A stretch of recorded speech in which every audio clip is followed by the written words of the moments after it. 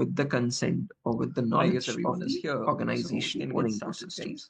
So you work hand in hand with the organization, you take their permission, you follow all the rules and regulations, and then you perform ethical hacking, finding the vulnerabilities. Now, why do you do that? So that you can report these vulnerabilities back to the company.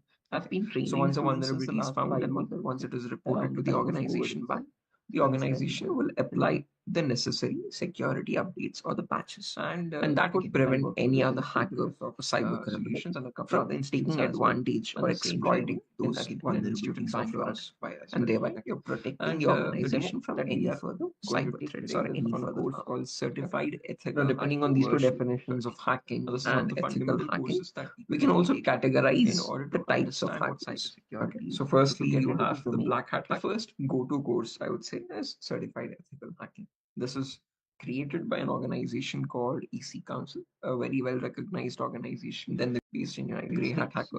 And again, this white hat hack runs a lot of certifications. Your black hat hacker first is someone who performs hacking for their own benefit or for certification without asking for consent. People to get, and these people are also commonly known as cyber criminals or cyber attackers. So now we'll start on the other end of the spectrum. We have white hat hackers. And what white hat hackers are people who abide by the laws and policies of the company, and they work for securing the company's infrastructure from these cyber criminals. And they're also commonly known as cybersecurity professionals or ethical hackers or penetration testers. We'll talk about that now. And in between, there's a third category called grey hat hackers. Now, these people have both the qualities of a black hat as well as a white hat. Okay. Like a black hat hacker, they don't ask for permission first. But once they find the vulnerability, they report it back. So when we talk about hacking, guys, but everything that these do, again, these grey hat hackers do, is not always sufficient. Okay, so they try to report these vulnerabilities in return for personal financial benefit. So they ask for a reward in return for reporting those vulnerabilities without misuse. Basically means, and that reward is also commonly known as sometimes a bounty.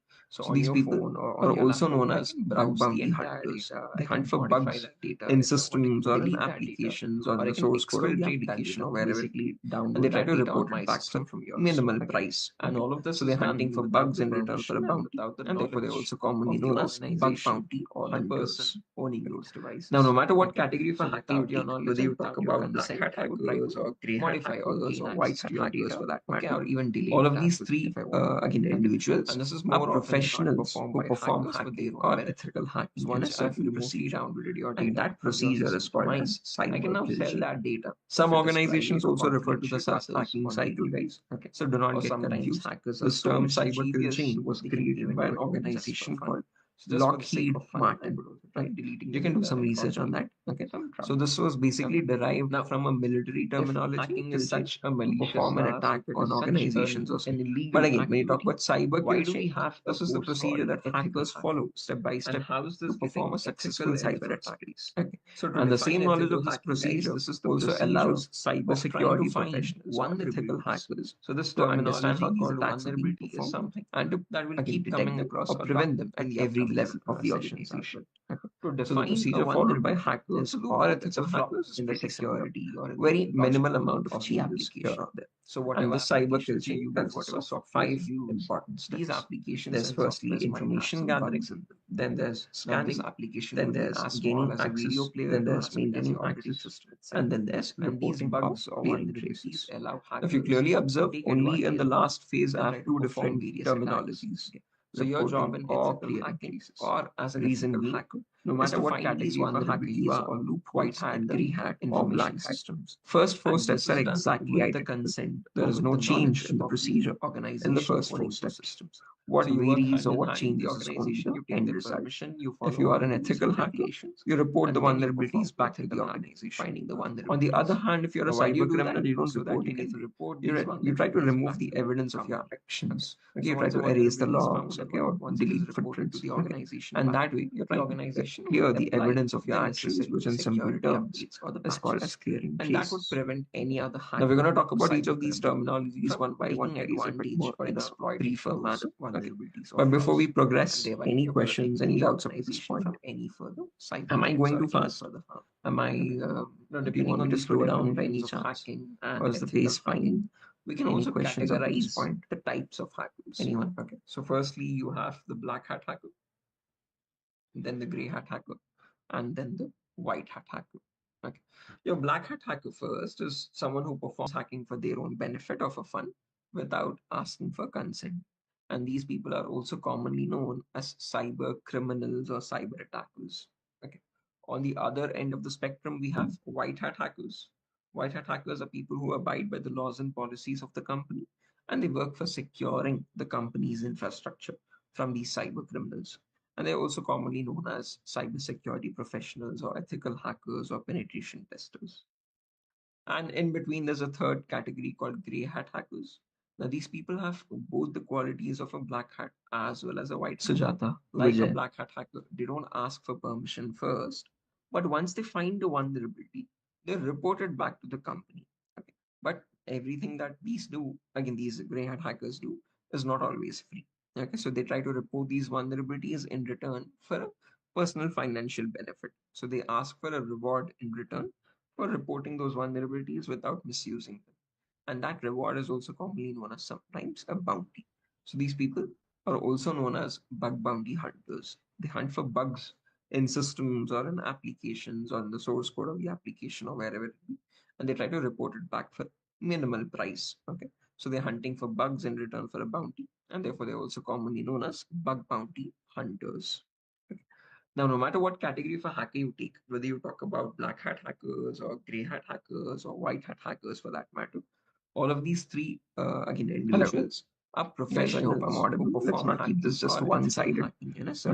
Again, interactions are very much welcome. Cyber kill. So any questions? Some organizations also refer to this as hacking your questions, guys. So do not. The more you hesitate, the more you lose. Cyber kill chain. So it's important to ask questions that might clarify a lot of doubts for the others as well.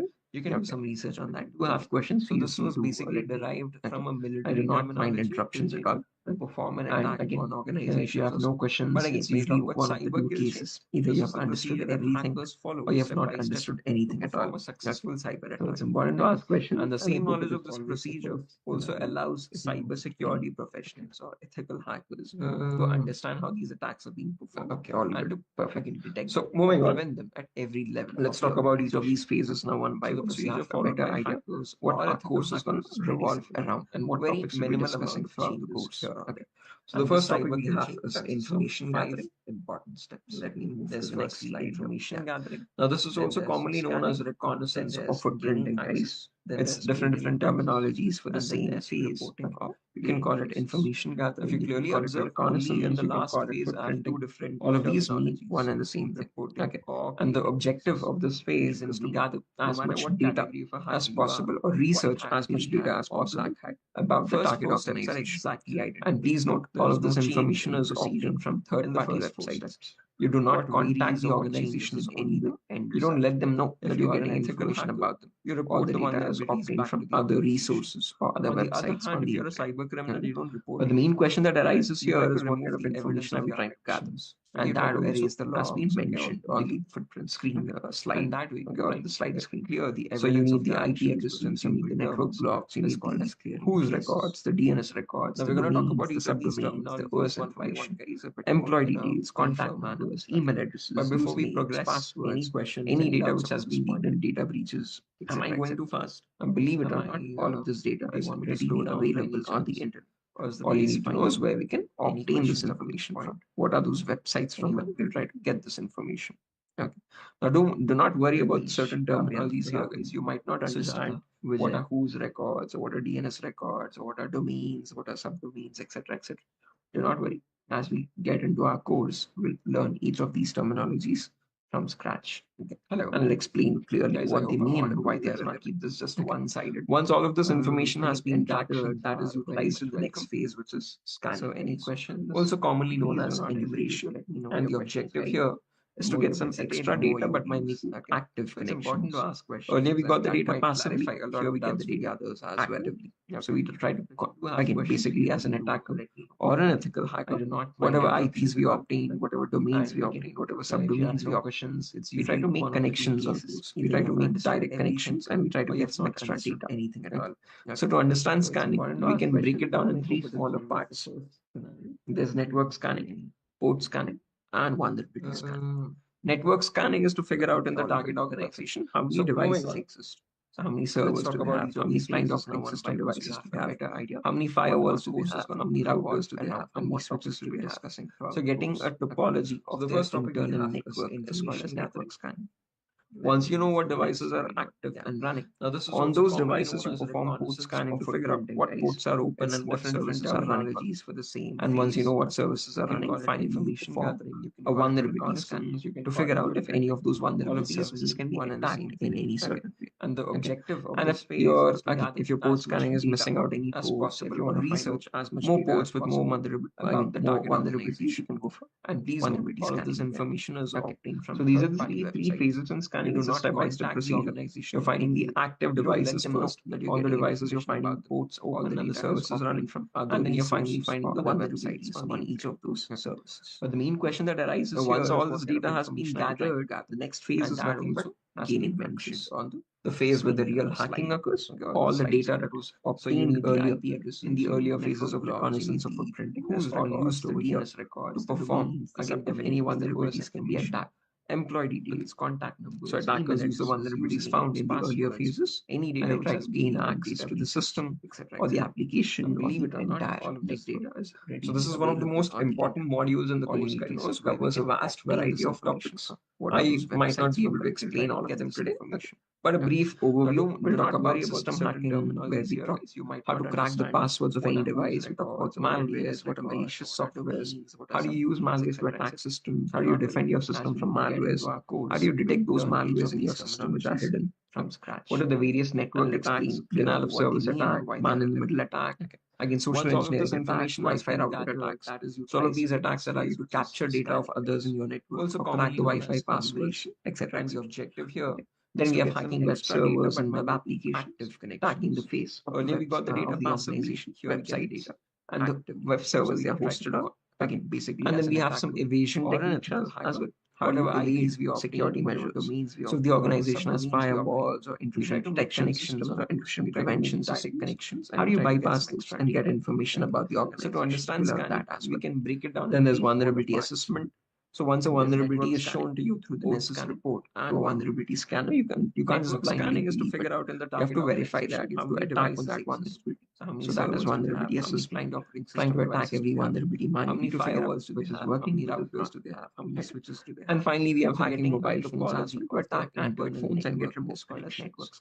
So the main agenda over here, guys, in this phase is to attack every single endpoint. On those devices, as a mobile phone, as well as a web application service or a database or a firewall. And once you know what services, you talk about system hacking, you talk about network hacking, you talk about social engineering attacks, you talk about Wi-Fi attacks, you talk about hacking web servers or web applications, if your both IDS systems, attacking mobile phones. More every single endpoint that is supposed to be tested in an organization is listed out here. We'll practically learn each of those phases in scanning. It's a step-by-step procedure. Once after this is done, we have two small modules on the devices you're finding, maintaining access and reporting or clearing cases. Very simple and short modules. One module here, maintaining access to maintain persistent connections, which means once I've got access to your device, even if you restart your system, I should still be connected. All the data that was that's called a persistent connection. So we learn how to hackers create persistent connections. And finally, we have reporting as well. And how do you report the attack organization? Give them solutions to remediate as well, or eradicate those vulnerabilities and make it secure again. On the other hand, if you're a black hat hacker, you don't report anything. You try to remove the evidence, deleting the log files, etc. I might not learn that all of them today. So the entire course is going to run into simple tracks. How do you perform these attacks and how do you defend your organization from these same attacks? It's for a duration of 35 days when we have classes from Monday to Friday, every day for 1 hour each. How do you detect and the first class starts tomorrow at 7 p.m. What are the various network? So you have a new batch starting tomorrow at 7 p.m. where we first cover the prerequisites. Social engineering. What are networking fundamentals? What are IP addresses? What are important protocols? Then we talk about the Linux commands. How do you install the laptop? Then we have hacking web servers. So we'll learn everything from scratch. Nothing to worry as such. All the sessions are being recorded. And you'll also be getting recordings on Google Drive. We have some once you enter. So tomorrow we talk about this topic, which is networking fundamentals, firewalls. If you like the demo system, if you found it interesting, and if you have bypass for confusion about the organization, you can join the demo as well from tomorrow. And there's vulnerability assessment. That would be the first vulnerability is fundamental to a vulnerability scanner. You can any questions on your verify that you have to attack. Do you have any questions? Rahul Sujata trying to vulnerability manually to figure out this is working with this not. Okay. And finally, we have hacking mobile phones as well to attack Android phones and get remote connections. So the main agenda over here, guys, in this phase is to attack every single endpoint, as small as a mobile phone to as big as a web application server or a database or a firewall. Okay. So you talk about system hacking, you talk about network hacking, you talk about social media attacks, you talk about Wi-Fi attacks, you talk about hacking web servers or web applications, attacking IDS, IPS systems, attacking mobile phones. So every single endpoint that is supposed to be tested in an organization is listed out here. We'll practically learn each of those techniques. Okay. Once after this is done, two small modules left out. Okay, guys. Maintaining access no questions.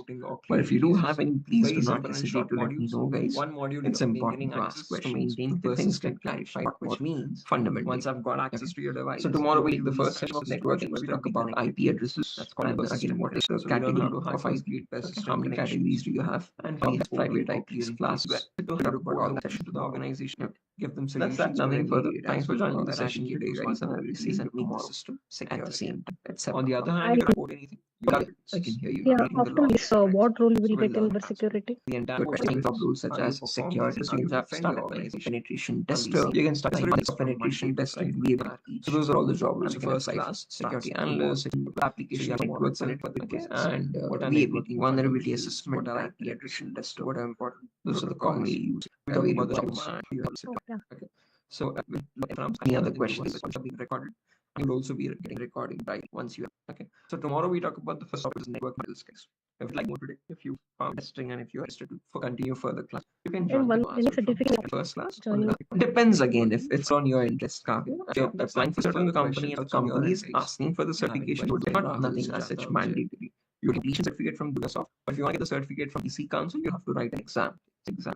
Again, usually students write it after they have gotten a company. Company would be sponsored. If you do have issues, you do not have a company sponsor, you have to apply. I think it's around the expensive exam. But yeah, it's quite easy and the preparation throughout the course. Not mandatory, no requirement of mandatory certification IPs. You complete certificate that should be sufficient. If the company that you're trying to apply for, then write the certification exam after the course. Same. Oh, I can hear you. Yeah, so what role we will Good question. So you can start job as security analyst, you can start applying for assessment or penetration test. Okay. So they're all the jobs you can apply for security